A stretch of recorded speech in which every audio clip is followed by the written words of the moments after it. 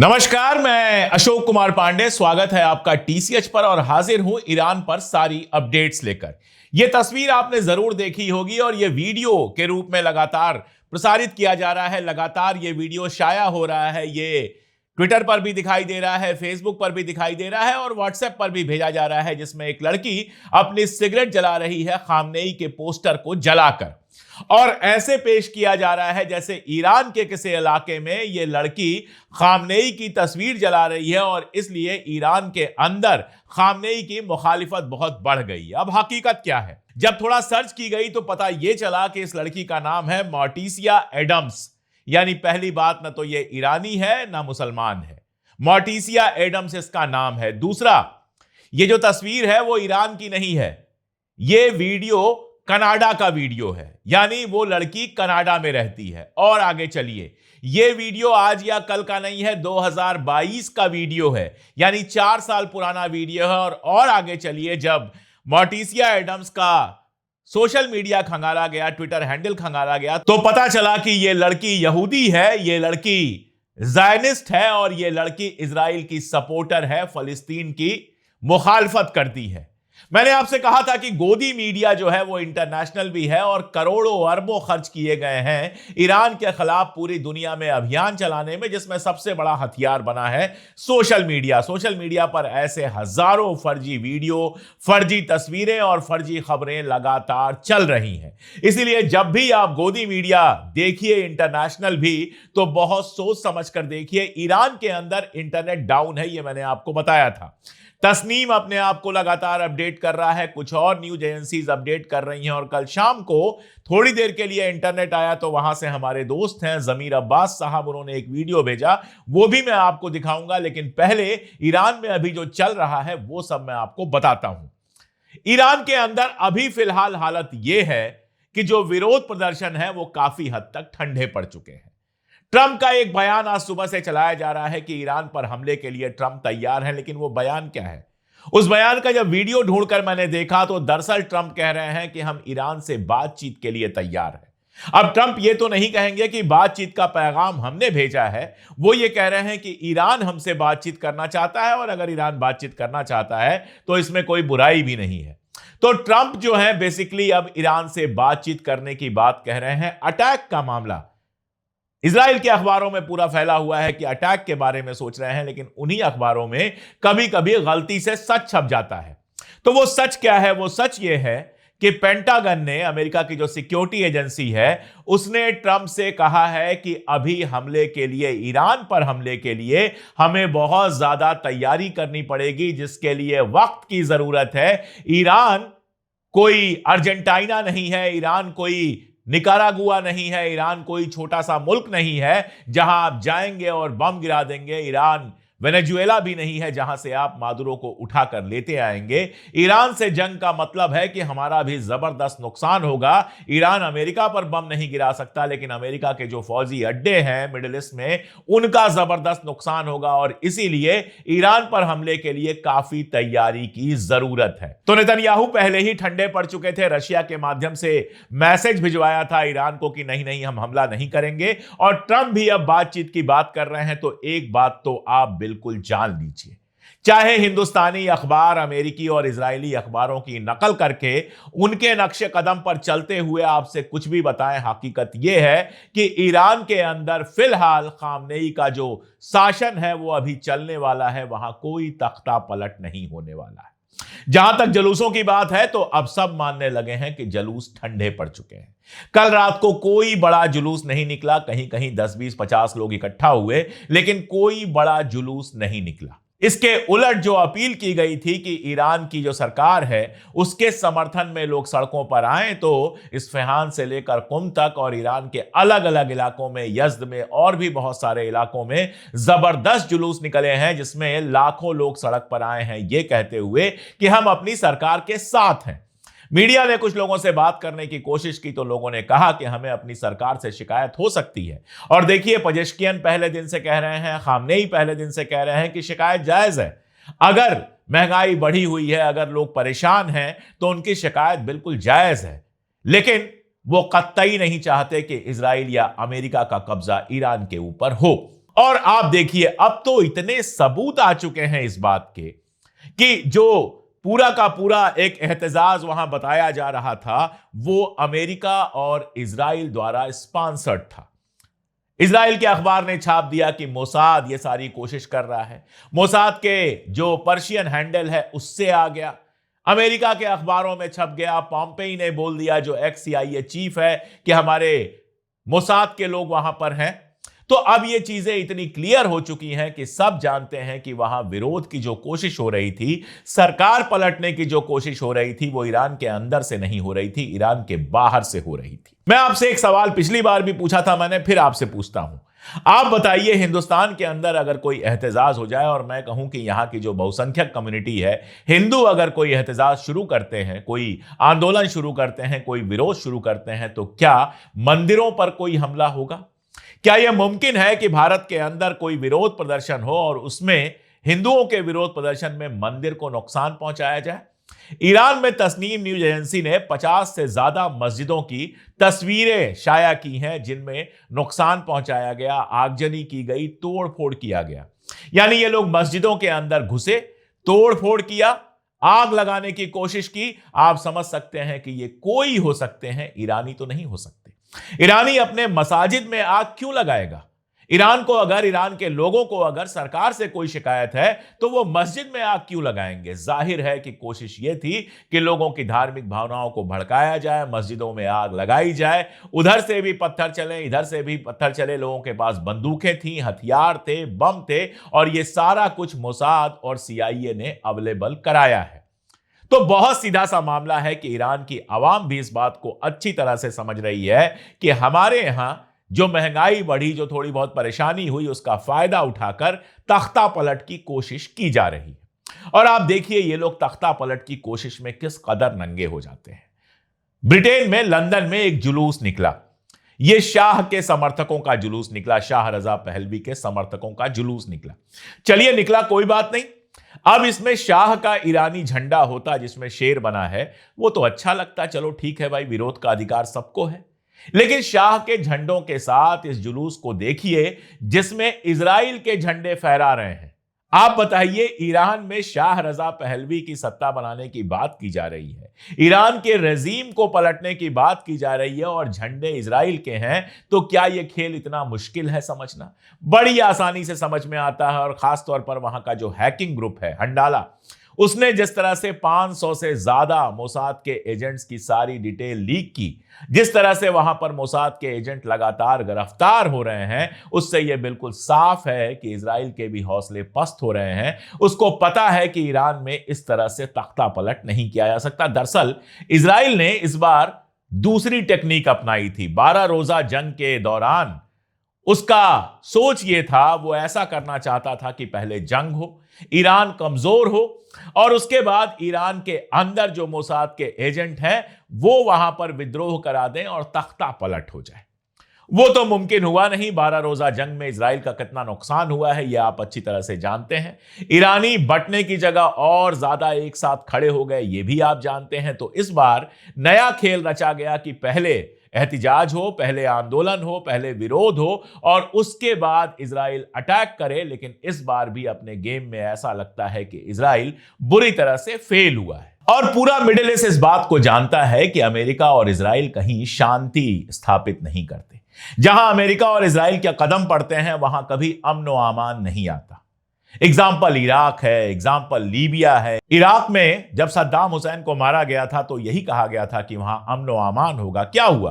क्या कुर्दों को अपनी जमीन मिल गई? क्या इराक में अमन व अमान हो गया? नहीं, इराक तबाहो बर्बाद है। 7 साल 8 साल वहां पे गृहयुद्ध चला, सिविल वार चला, मिला क्या? कुछ नहीं, सिवाय तबाही और बर्बादी के। फायदा किसका हुआ? फायदा हुआ इजराइल का, जिसका एक बड़ा दुश्मन खामोश हो गया, और अमेरिका का, जिसने गेहूं लूटा और तेल लूटा। यही हुआ लीबिया में। लीबिया में गद्दाफी के बारे में आप चाहे जो भी कहें, लेकिन यह तो हकीकत है ना कि गद्दाफी के जमाने में पेट्रोल पानी से सस्ता था। गद्दाफी के जमाने में एजुकेशन घर घर पहुंचा था। गद्दाफी के जमाने में कोई भूखा नहीं सोता था, यहां तक तो लीबिया पहुंचा था। लेकिन गद्दाफी को मारने के बाद क्या हुआ? लगातार गृह युद्ध, लगातार लूट, और आज लीबिया दुनिया के सबसे बर्बाद देशों में से है। यह बात ईरानी अच्छी तरह से जानते हैं और ईरानियों के अलावा मिडिल ईस्ट के लोग भी जानते हैं। इसीलिए टर्की के अंदर, जो कभी ट्रेडिशनली ईरान का बड़ा दोस्त नहीं रहा, वहां पर शाह रजा पहलवी के कुछ समर्थकों ने ईरान के खिलाफ, ईरान की जो अभी की सत्ता है उसके खिलाफ एक जुलूस निकालने की कोशिश की, तो टर्की के लोग जमीन पर उतर आए और टर्की के लोगों ने शाह को ज़ायनिस्ट कहा और उस जुलूस को निकलने नहीं दिया। आप सोचिए, अगर यह टर्की में हो रहा है, इसका मतलब बहुत साफ है कि मिडिल ईस्ट अब धीरे धीरे इजराइल की सारी साजिशों को समझ रहा है। आधी साजिशें तो सऊदी अरबिया अपने तरीके से खत्म कर रहा है, यमन में खत्म किया, सूडान में खत्म करने की कोशिश कर रहा है, सोमालीलैंड को मान्यता देकर जो खेल इजराइल खेलना चाहता था उसके खिलाफ पूरा का पूरा मिडिल ईस्ट खड़ा हो गया सऊदी अरबिया के नेतृत्व में, और बाकी जो खेल है वो ईरान वक्त आने पर निपटा देगा। ये बिल्कुल साफ दिखाई दे रहा है। और इजराइल के पांव मिडिल ईस्ट में ही नहीं है। अगर आपको लगता है कि इजराइल के पांव मिडिल ईस्ट में है तो आपको एक एग्जांपल देता हूं। लैटिन अमेरिका, जहां वेनेजुएला वाला कांड हुआ है, मादुरो को उठाया गया है, वो तो आप जानते हैं, लेकिन क्या आप अर्जेंटीना के बारे में जानते हैं? अर्जेंटीना का राष्ट्रपति है मिलेई, और मिलेई को राष्ट्रपति बनाया है ट्रंप ने। बनाया है जब मैं कह रहा हूं तो समझिए कि पैसा, रुपया, हर तरह का सपोर्ट देकर उसको इलेक्शन जितवाया गया। मिलेई की कुछ तस्वीरें मैं आपको स्क्रीन पे दिखा देता हूं। इजराइल जाता है तो वो जो दीवार है उस पे सर पटक के कैसे रोता है मिलेई, कैसे जब बैठता है तो उसके पीछे इजराइल के झंडे लगे होते हैं, ये सब आप देख सकते हैं। और मिलेई वो आदमी है जिसने लगातार इजराइल का सपोर्ट किया है, लगातार वो इजराइल के साथ खड़ा हुआ है। अब उसी अर्जेंटीना में पेंटागोनिया नाम की एक जगह है। पेंटागोनिया में जंगल है, बहुत पुराने जंगल हैं, जमीनें हैं। 1 महीने पहले मिलेई के प्रशासन ने यह घोषणा की कि पेंटागोनिया में जमीन खरीदने का जो अधिकार है, हक जो है, वो विदेशियों को भी दिया जाएगा। आमतौर पे किसी भी मुल्क में जमीन उसी मुल्क के लोग खरीद सकते हैं, लेकिन पेंटागोनिया में यह कहा गया कि दूसरे मुल्क के लोग भी जमीन खरीद सकते हैं। उसके बाद क्या हुआ? अभी कुछ दिन पहले पेंटागोनिया के जंगलों में आग लग गई। आरोप यह लगाया गया कि इजराइल के कुछ सैनिक जो वहां टूरिस्ट बनकर गए थे, उन्होंने वो आग लगाई है। अब इसके बाद आग इसलिए लगाई गई ताकि जमीन खाली हो जाए और इजराइल अपने तरीके से वहां पर जमीन खरीदकर बस्तियां बसा सके, यानी वहां भी मिनी इजराइल बनाने की कोशिश है। और इसके खिलाफ अर्जेंटीना के लोग लाखों की संख्या में सड़क पर उतरे हुए हैं और मिलेई की कुर्सी हिली हुई है। तो हमारे यहां एक कहावत कहते हैं कि जहां जहां पांव पड़े संतन के, तहां तहां बंटा धार। जहां जहां पैर पड़े इजराइल के, वहां वहां बंटा धार तय है। चाहे वो मिडिल ईस्ट हो, चाहे अर्जेंटीना हो, चाहे दूसरे वो मुल्क हो जहां पर इजराइल धीरे धीरे अपना असर बढ़ा रहा है। सबसे बड़ा एग्जांपल ग्रीस है, कभी उस पर भी बात कर लेंगे। आप सोच के देखिए कि ईरान के अंदर एक 3 साल की बच्ची को मार दिया गया। कौन सा ऐसा एहतिजाज होता है जिसमें एक नर्स को जला दिया जाता है, एक 3 साल की बच्ची को मार दिया जाता है, जिसकी मुखालिफत करते हुए हजारों लोग सड़क पे आए और ये जो विदेशी हैं, आतंकवादी हैं, जो ईरान को तोड़ना चाहते हैं, इनके खिलाफ जुलूस निकाला। वहां इंटरनेट बंद कर दिया गया ताकि बाहर से जो दुष्प्रचार हो रहा है वो वहां पर ना पहुंचे, अफवाह वहां पे ना पहुंचे, और जो राइटर्स हैं वो इंटरनेट से कनेक्ट ना हो सके। ये तो दुनिया के सारे मुल्क करते हैं। तो मस्क साहब पहुंच गए स्टार लिंक लेके। सोचिए कितनी मोहब्बत है कि स्टार लिंक लेके पहुंच गए कि जो एहतजाज कर रहे हैं वहां पर, जो सरकार गिराने की साजिश कर रहे हैं, वो इंटरनेट से जुड़े रहे। उनको नहीं पता था कि आईटी सेक्टर में भी ईरान कितना आगे बढ़ा हुआ है। ईरान ने दुनिया का पहला मुल्क बन गया जिसने स्टार लिंक को ब्लॉक कर दिया। ईरान में औरतों के हालात को लेकर लगातार बात होती है। मैं आपको एक बहुत छोटा सा बता देता हूं। Women peace and security index एक बनता है कि किस मुल्क में औरतें कितनी शांति से रह सकती हैं। भारत इसमें 131 नंबर पे है और ईरान हमसे पहले 128वें नंबर पे है। बाकी डिटेल्स भी मैं आपको बताता रहता हूं, लेकिन अभी फिलहाल यह खबर सबसे बड़ी है कि ईरान के अंदर इजराइल की साजिश लगभग पूरी तरह से फेल होती जा रही है। और अब सुनिए आप जमीर अब्बास साहब को, जो कुम में है इस वक्त, और कुम से हमारे लिए उन्होंने स्पेशली ये वीडियो भेजा है। नमस्ते, आदाब, सलाम। ये वीडियो अशोक कुमार पांडे जी के चैनल के लिए बनाया जा रहा है। नमस्ते अशोक जी, उम्मीद करता हूँ आप खैरियत से होंगे। मैं इस वक्त कुंभ में हूँ। आज 11 जनवरी है और मैं आपके व्यूवर्स को ईरान की अपडेट देना चाहता हूं। सबसे पहले तो मैं ये बता दूं कि थर्सडे और फ्राइडे को ईरान में प्रोटेस्ट के नाम पर रायट्स क्रिएट किए गए। थर्सडे रात को 8 बजे का अनाउंसमेंट था कि लोग जमा होंगे। उस जमा होने के अंदर प्रोटेस्टर्स के अंदर राइटर्स एंटर हो गए जिनके पास गन्स थे, हैवी गन्स थे। उन लोगों ने मस्जिदों पे हमला किया, मस्जिदों को जलाया, इमाम बारगाहों को जलाया। उसके अलावा बैंक्स में हमला किया, शॉपिंग सेंटर्स पर हमला किया, शॉपिंग सेंटर्स में लूट मचाई। और उसके बाद ईरान के अंदर कई शहरों के अंदर इस चीज को रिपीट किया गया। ये एक नॉर्मल पब्लिक नहीं थी बल्कि राइटर्स थे जो फॉरेन फंडेड एलिमेंट्स हैं। अमेरिका और इजराइल दोनों ने कहा है, माइक पोम्पियो ने कहा कि हमारे आदमी इस वक्त ईरान के अंदर वेपन्स के साथ मौजूद हैं। इजराइल ने कहा कि हमारे आदमी हैं, हम फुल सपोर्ट करेंगे। हत्ता उनके ऑफिशियल्स ने कहा वेपन्स के साथ हमारे आदमी मौजूद हैं। कई वीडियो एविडेंस है कि वो लोग जो हैं बच्चों को हत्ता मार रहे हैं। एक बच्ची है, मिलीना नाम है उसका, 3 साल की बच्ची है, उसको गोली मार दी गई कल। इसी तरीके से कई लोगों को मारा गया है। 2 सिक्योरिटी पर्सनल्स का कल कुम में, कहीं किरमानशाह में, अलग अलग जगह पर सिक्योरिटी पर्सनल्स पर भी हमला किया गया है, उन्हें मारा गया। ईरान की गवर्नमेंट के साथ 2 चीज करने की कोशिश की गई है कि अगर ईरान की गवर्नमेंट इसे सख्ती से डील करेगी तो पूरी दुनिया कहेगी कि भाई ईरान में डिक्टेटरशिप है, देखो कितना सख्ती से प्रोटेस्टर्स को डील कर रहे हैं, जबकि प्रोटेस्टर्स नहीं, ये राइटर्स हैं। लेकिन अगर ईरान की गवर्नमेंट अगर सख्ती से डील नहीं करती तो कहेंगे देखिए ईरान की गवर्नमेंट ने कंट्रोल लूज कर दिया है और ये अब लोगों के हाथ में गवर्नमेंट आ चुकी है। लेकिन ईरान की गवर्नमेंट ने जो रिस्पांस दिया वो आकिलाना था, रैशनल था। उन लोगों ने ये किया कि कल फ्राइडे प्रेयर्स के बाद पूरे ईरान के अंदर तकरीबन 100 से ज्यादा शहरों में लाखों की तादाद में लोग आए और उन्होंने प्रो गवर्नमेंट प्रोटेस्ट किया। कहा कि हम इकोनॉमिक पॉलिसीज के खिलाफ हैं, हमें प्रॉब्लम्स हैं, लेकिन इसका मतलब ये नहीं है कि राइट्स करे जाएं, आम इंसान को मारा जाए। तो ईरान की गवर्नमेंट इस वक्त कंट्रोल में है। ये मैं आपको पैगाम देना चाहता हूं कि पूरा दिन नॉर्मल होता है। रात को 9 से 11 के बीच में ये लोग आते हैं, 100-200 की टोली होती है, हमला करते हैं। फिर कुछ लोग वीडियोस बनाते हैं और वेस्टर्न चैनल्स को भेजते हैं और वेस्टर्न चैनल्स इस तरीके से बताते हैं कि ईरान में इस वक्त बहुत क्योस है और ईरान की गवर्नमेंट गिरने वाली है। मैं आपसे और तमाम व्यूवर्स से ये रिक्वेस्ट करूंगा कि आप ऑफिशियल न्यूज को देखें और ये वेस्टर्न मीडिया जो पपेट मीडिया है उसको आप फॉलो ना करें। ईरान की गवर्नमेंट इस वक्त बहुत मजबूत है और कोई प्रॉब्लम नहीं है। इंटरनेट कट है 3 दिन से, कुछ मीडिया ऑर्गेनाइजेशंस के पास अवेलेबल है। उसका रीजन ये है कि मीडिया ऑर्गेनाइजेशन ये इंटरनेट के जरिए से राइटर्स एक दूसरे से कम्युनिकेट कर रहे थे और उसके जरिए से राइट्स कर रहे थे। जैसे कि मैंने कहा 25 से ज्यादा मॉस्क में हमला किया गया, उनको जला दिया गया, इमाम, और कई जगह पर हमला किया गया। अवाम की प्रॉपर्टीज को नुकसान पहुंचाया गया। 14 से ज्यादा बसेस जलाए गए एक ही जगह पर। इसी तरीके से हत्ता जो फायर ब्रिगेड्स थी, फायर ब्रिगेड्स बुझाने जा रही थी, उनके फायर ब्रिगेड्स पर हमला किया गया, फायर ब्रिगेड्स के ऑफिशियल्स को मारा गया।